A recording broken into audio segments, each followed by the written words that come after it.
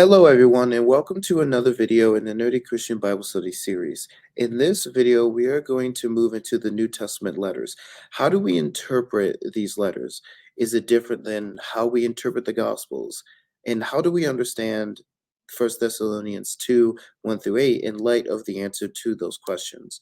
Well, we will get into all of that today in this episode of the Nerdy Christian Bible Studies.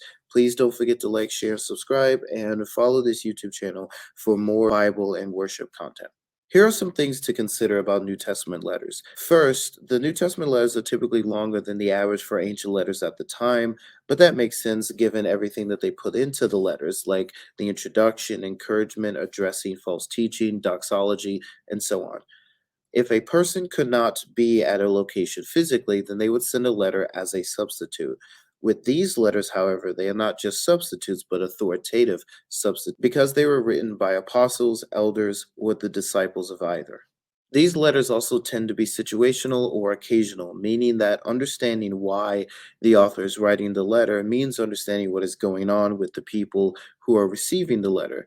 And that means that we need to understand something about the historical and cultural context. Another point to make is about writing and authorship. Often, authors would use a trained scribe to write the letter rather than the person himself, like in Romans 16:22.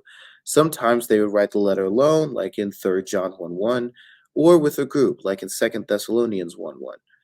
These letters were delivered and read aloud for the benefit of the church, as we see in 1 Thessalonians 5:27 and Ephesians 6:21 through 22. So, these are some general points and things to consider when interpreting the New Testament letters. But with that said, how do we interpret the text? Well, let's go ahead and look into our case study, which is 1 Thessalonians 2, 1 through 8.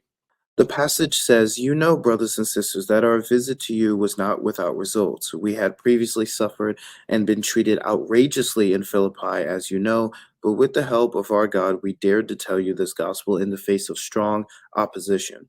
For the appeal we make does not spring from error, impure motives, nor are we trying to trick you. On the contrary, we speak as those approved by God to be entrusted with the gospel. We are not trying to please people, but God who tests our hearts. You know, we never use flattery, nor did we put on a mask to cover up greed. God is our witness. We were not looking for praise from people, nor from you or anyone else, even though as apostles of Christ we could have asserted our authority. Instead, we were like young children among you. Just as a nursing mother cares for her children, so we cared for you. Because we love you so much, we were delighted to share with you not only the gospel of God, but our lives as well. So first, let's see some historical and literary context. This is a letter that Paul, Silas, and Timothy sent to the Christians at the church at Thessalonica.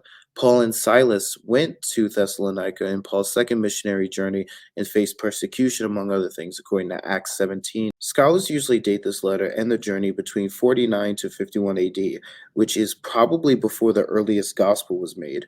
And you can see Dr. Mike Licona and the ESV Study Bible for more on that. This city was also very interesting to an ancient audience. According to the ESV Study Bible, Thessalonica was the proud capital of the Roman province of Macedonia. The population was huge, and religiously they believed in the Greco-Roman emperor and the imperial cult. So with some of that literary and historical context in mind, let's talk about the differences between us and the biblical audience for which this letter was written to. One of the big differences is that in the US specifically, Christians aren't really persecuted. Even if you say we are, again, in the United States, it's not nearly as bad as it was in the first century, as Paul talks about. Another big difference is that we don't usually believe in multiple gods. For most people in the Western world, the choice is either some kind of monotheism or non-theistic positions. However, for an ancient audience, they would have been surrounded by the Greek pantheon and worshiped the imperial leader.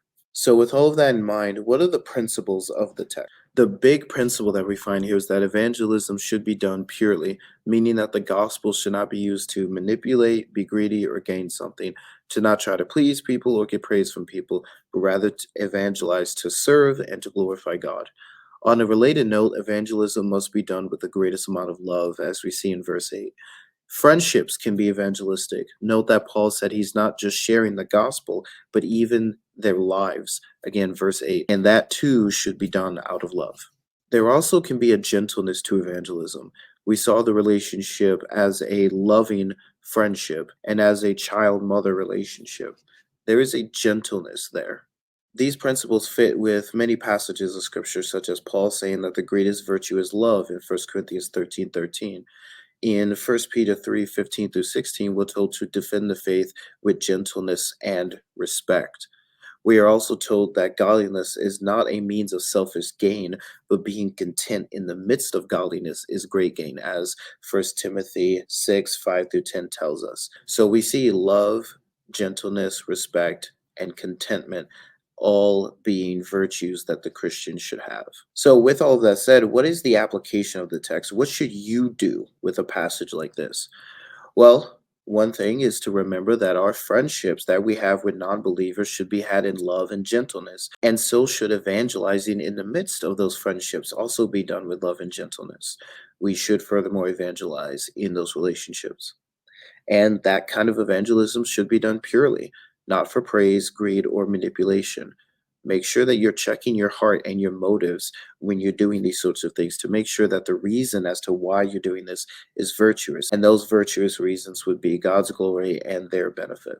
So I hope that pointing out some of these considerations will help you understand how to think about the New Testament letters and how to interpret them, especially as different than how we approach the Gospels. With all that said, feel free to like, share, and subscribe if you enjoy this kind of content and want better understanding of how to interpret Scripture. Furthermore, the links to my link tree so you could follow me on my social media, as well as the resources that I use for this video, will be down in the description below. So please go check those out as well. Thank you so much for your time. God bless.